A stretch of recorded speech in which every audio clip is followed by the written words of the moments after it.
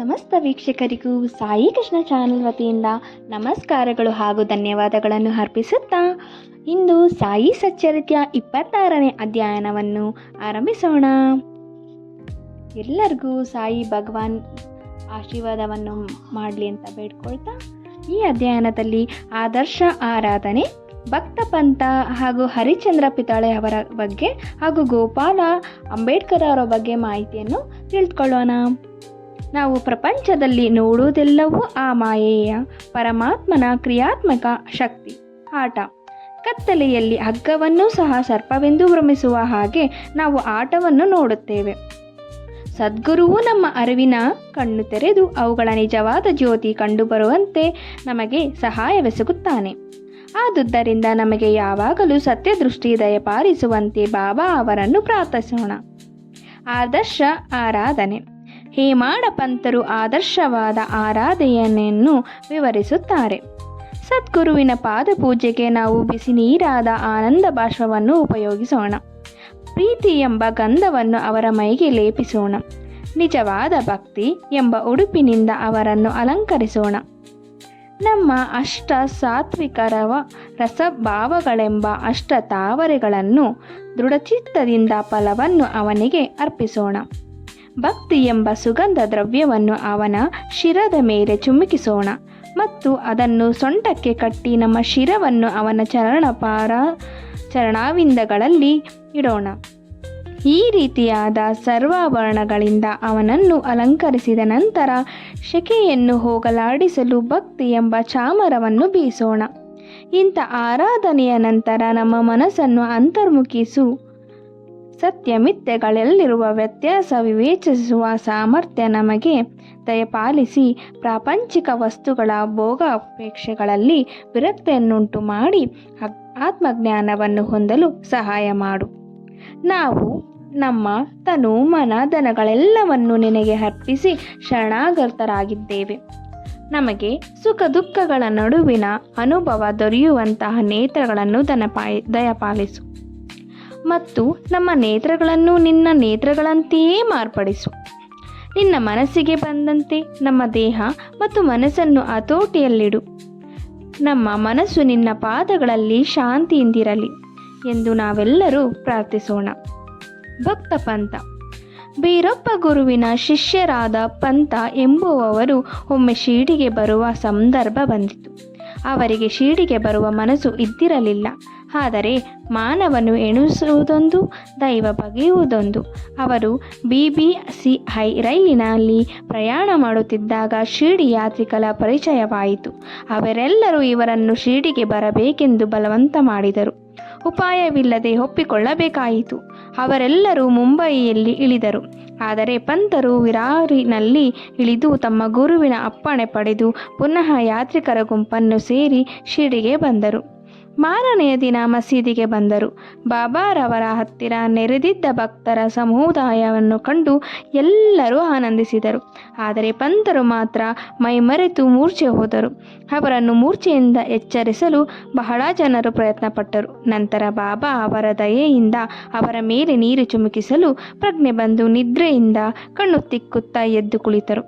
ಇವರು ಬೇರೊಬ್ಬ ಗುರುವಿನ ಭಕ್ತರೆಂದು ಅರಿತು ಸರ್ವಜ್ಞರಾದ ಬಾಬಾ ಅವರಿಗೆ, ಏನೇ ಬರಲಿ ನಿನ್ನ ಆಧಾರ ಗುರುವನ್ನು ಮಾತ್ರ ಭದ್ರವಾಗಿ ಹಿಡಿದುಕೋ, ಬಿಡಬೇಡ, ನಿಶ್ಚಲನಾಗಿ ಅವನೊಡನೆ ಐಕ್ಯವಾಗಿರು ಎಂದು ಹೇಳಿ ಅವರಿಗೆ ತಮ್ಮ ಗುರುವಿನಲ್ಲಿದ್ದ ನಂಬಿಕೆಯನ್ನು ದೃಢಪಡಿಸಿದರು.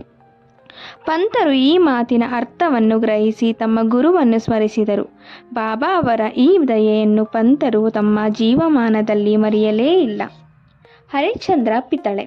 ಮುಂಬಯಿಯ ಹರಿಶ್ಚಂದ್ರ ಪಿತಳೆಯವರ ಮಗನಿಗೆ ಆಗಾಗ್ಗೆ ಮಲರೋಗ ಬರುತ್ತಿತ್ತು. ಪರದೇಶಿ ಮತ್ತು ಆಯುರ್ವೇದ ವೈದ್ಯರಿಂದ ಔಷಧ ಕೊಡಿಸಿದರೂ ಗುಣ ಕಂಡು ಬರಲಿಲ್ಲ. ಸಂತರನ್ನು ಮೊರೆ ಹೋಗುವುದೊಂದೇ ಒಂದು ಚಿಕಿತ್ಸಾ ಕ್ರಮ ಉಳಿಯಿತು. ದಾಸಗುಣು ಅವರು ಕೀರ್ತನೆಯಿಂದ ಬಾಬಾ ಅವರ ಕೀರ್ತಿ ಮುಂಬಯಿಯ ಪ್ರಾಂತ್ಯದಲ್ಲೆಲ್ಲ ಹರಡಿತೆಂದು ಈ ಮೊದಲೇ ತಿಳಿಸಲಾಗಿದೆ. ಈ ಕೀರ್ತನೆಗಳನ್ನು ಕೇಳಿದ ಪಿತಳೆಯವರು ಬಾಬಾ ಅವರ ದರ್ಶನ ಮಾತ್ರದಿಂದಲೇ ಸರ್ವರೋಗ ನಿವಾರಣೆಯಾಗುತ್ತದೆ ಎಂದು ಭಾವಿಸಿ ಒಂದು ಬುಟ್ಟಿ ತುಂಬ ಹಣ್ಣುಗಳನ್ನು ತೆಗೆದುಕೊಂಡು ಕುಟುಂಬ ಸಮೇತ ಶಿರಡಿಗೆ ಬಂದರು.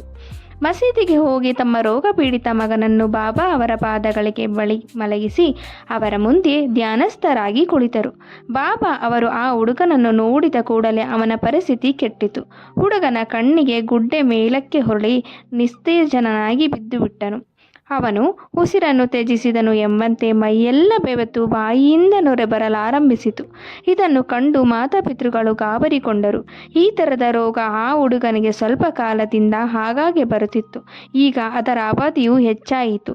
ದರೋಡೆಯನ್ನು ಮಾಡಲು ಹೊರಟ ಕಳ್ಳನ ಮೇಲೆ ಆ ಮನೆಯೇ ಉರುಳಿ ಬಿದ್ದಂತೆಯೂ, ವ್ಯಾಘ್ರದ ಹೆದರಿಕೆಯಿಂದ ಓಡುತ್ತಿದ್ದ ಗೋವು ಕಟುಕನ ಕೈಗೆ ಸಿಕ್ಕಂತೆಯೂ, ಬಿಸಿಲಿನ ಬೇಗೆಯನ್ನು ತಡೆಯಲಾರದೆ ವೃಕ್ಷದ ಕೆಳಗೆ ನೆಳಿನಲ್ಲಿ ವಿಶ್ರಾಂತ ಪಡೆಯಲು ಹೋದ ಪ್ರಯಾಣಿಕನ ಮೇಲೆ ಆ ವೃಕ್ಷವೇ ಉರುಳಿದಂತೆಯೂ, ಪರಮ ಭಕ್ತನು ಪೂಜೆ ಮಾಡಲು ದೇವಾಲಯಕ್ಕೆ ಹೋದಾಗ ಆ ದೇವಾಲಯವೇ ಅವನ ಮೇಲೆ ಮೊಗಚಿಕೊಂಡಂತೆಯೂ ಆ ಹುಡುಗನ ತಾಯಿ ಚಿಂತಾಕ್ರಾಂತಳಾಗಿ ರೋಧಿಸಿದಳು.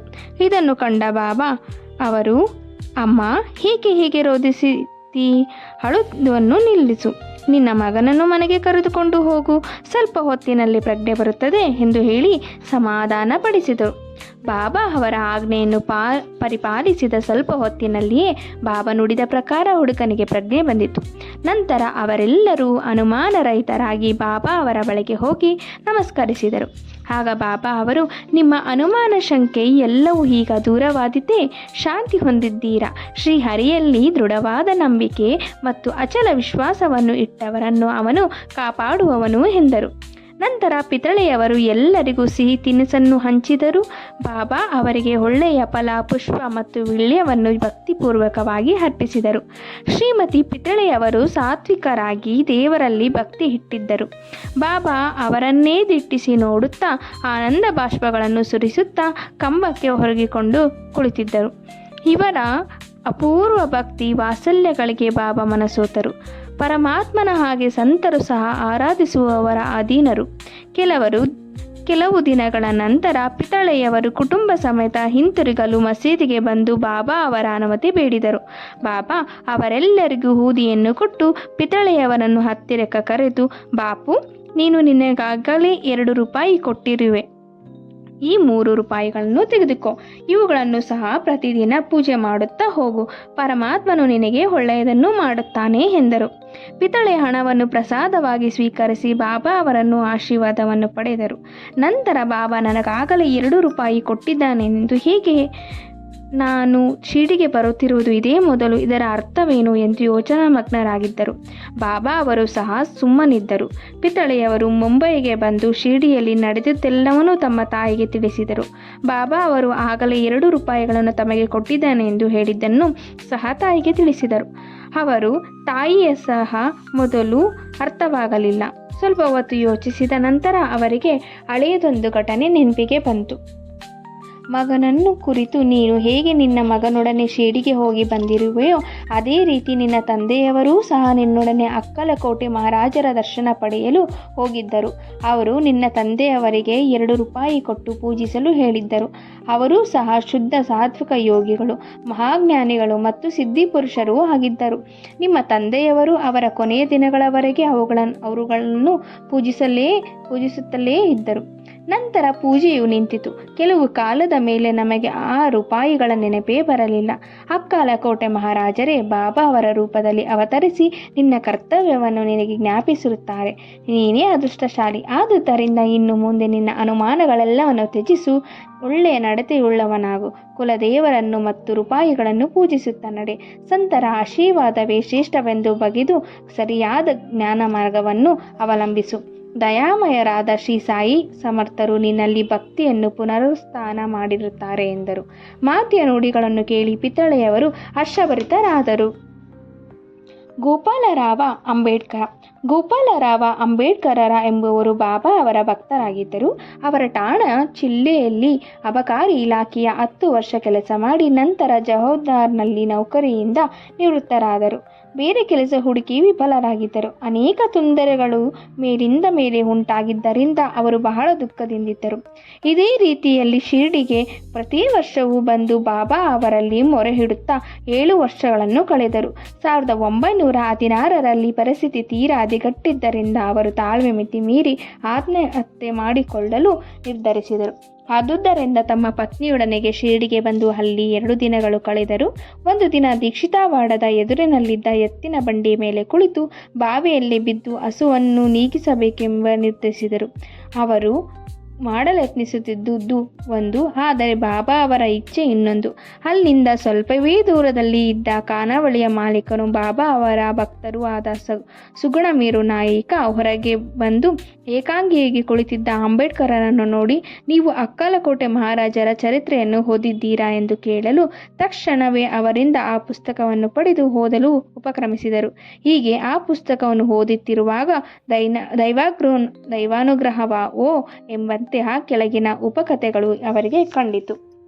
ಅಕ್ಕಲಕೋಟೆ ಮಹಾರಾಜರ ಭಕ್ತರಾದ ಒಬ್ಬರು ಗುಣವಾದರೆ ಇದ್ದ ರೋಗ ರುಜಿನಿಗಳಿಂದ ಬೇಸರಗೊಂಡು ಒಂದು ದಿನ ರಾತ್ರಿ ಆತ್ಮಹತ್ಯೆ ಮಾಡಿಕೊಳ್ಳಲು ನಿರ್ಧರಿಸಿದರು. ಆದುದರಿಂದ ಅವರು ಬಾವಿಯ ಹತ್ತಿರ ಬಂದರು. ಆಗ ಅಕ್ಕಲಕೋಟೆ ಮಹಾರಾಜರು ಅವರ ಸಮೀಪದಲ್ಲಿಯೇ ಬಂದು, ಒಳ್ಳೆಯದೇ ಆಗಲಿ ಕೆಟ್ಟದೇ ಆಗಲಿ ನಿನ್ನ ಕರ್ಮದ ಫಲವನ್ನು ಅನುಭವಿಸಲೇಬೇಕು. ಅದನ್ನು ಅನುಭವಿಸಿ ಮುಗಿಸದೇ ಇದ್ದರೆ ಆತ್ಮಹತ್ಯೆಯಿಂದ ಏನೂ ಪ್ರಯೋಜನವಿಲ್ಲ. ಅದಕ್ಕೋಸ್ಕರ ಇನ್ನೊಂದು ಜನ್ಮ ತಾಳಿ ಅದನ್ನು ಬೇಕಾಗಬಹುದು ಅನಿವಾರ್ಯ. ಆತ್ಮಹತ್ಯೆ ಮಾಡಿಕೊಳ್ಳುವ ಬದಲು ಈ ಜನ್ಮದಲ್ಲಿಯೇ ಸ್ವಲ್ಪ ಕಾಲ ಪೂರ್ವ ಜನ್ಮದ ಕರ್ಮಫಲ ಅನುಭವಿಸಿ ವಿಮುಕ್ತನಾಗಬೇಕು ಎಂದು ಉಪದೇಶ ನೀಡಿದರು. ಈ ಸಮಯೋಚಿತ ಕಥೆಯನ್ನು ಓದಿ ಅಂಬೇಡ್ಕರರಿಗೆ ಆನಂದವಾಯಿತು, ಮನಸ್ಸು ಬದಲಾಯಿತು. ಬಾಬಾ ಅವರ ಈ ಸೂಚನೆ ಅವರಿಗೆ ದೊರೆಯದೆ ಹೋಗಿದ್ದರೆ ಅವರು ಈ ಪ್ರಪಂಚದಲ್ಲಿಯೇ ದೂರವಾಗುತ್ತಿದ್ದರು ಏನೋ. ಬಾಬಾ ಅವರ ಅಂತರ್ಯಾಮಿತ್ವ, ದಯೆ ಇವುಗಳಿಂದ ಅವರಿಗೆ ಬಾಬಾ ಅವರಲ್ಲಿ ಭಕ್ತಿ ದೃಢವಾಯಿತು. ನಂತರ ಅವರು ಬಾಬಾ ಅವರ ಪರಮ ಭಕ್ತರಾದರು. ಅವರ ತಂದೆಯು ಅಕ್ಕಲಕೋಟೆ ಮಹಾರಾಜರ ಭಕ್ತರಾಗಿದ್ದರಿಂದ ಅವರೂ ಸಹ ತಮ್ಮ ಪೂರ್ವಜನ್ಮದ ಮೇಲ್ಪಂಕ್ತಿಯನ್ನು ಅನುಸರಿಸಬೇಕೆಂಬುದೇ ಬಾಬಾ ಅವರ ಆಶಯವಾಗಿದ್ದಿತು.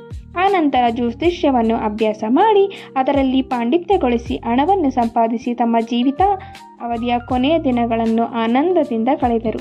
ಶ್ರೀ ಸಾಯಿ ಪ್ರಣಾಮಗಳು. ಸಾಯಿಯನ್ನು ನಾವು ಭಕ್ತಿಯಿಂದ ಆರಾಧನೆ ಮಾಡಿದರೆ ನಮ್ಮ ಎಲ್ಲ ಕಷ್ಟಗಳಿಂದ ಅವರು ಪಾರು ಮಾಡ್ತಾರೆ ಹಾಗೂ ನಮ್ಮ ಎಲ್ಲ ತೊಂದರೆಗಳಿಂದನೂ ಅವರು ನಮ್ಮನ್ನು ರಕ್ಷಿಸ್ತಾರೆ, ನಮಗೆ ಸರಿಯಾದ ಮಾರ್ಗವನ್ನು ತೋರಿಸ್ತಾರೆ ಅಂತ ಹೇಳ್ತಾ ಈ ಅಧ್ಯಯನವನ್ನು ಮುಗಿಸ್ತಾ ಇದ್ದೀನಿ.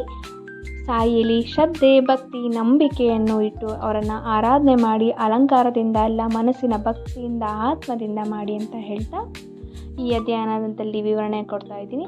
ಯಾರಿಗೆಲ್ಲ ಈ ವಿಡಿಯೋ ಇಷ್ಟ ಆಯಿತು ದಯವಿಟ್ಟು ಲೈಕ್ ಮಾಡಿ, ಶೇರ್ ಮಾಡಿ, ಓಂ ಸಾಯಿರಾಮ್ ಅಂತ ಕಮೆಂಟ್ ಮಾಡಿ, ಇನ್ನೂ ಹೆಚ್ಚು ಜನರಿಗೆ ಈ ವಿಡಿಯೋನ ಶೇರ್ ಮಾಡಿ.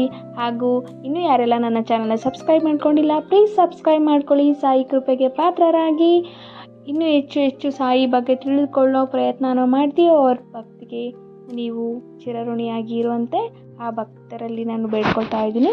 ಧನ್ಯೋಸ್ಮಿ.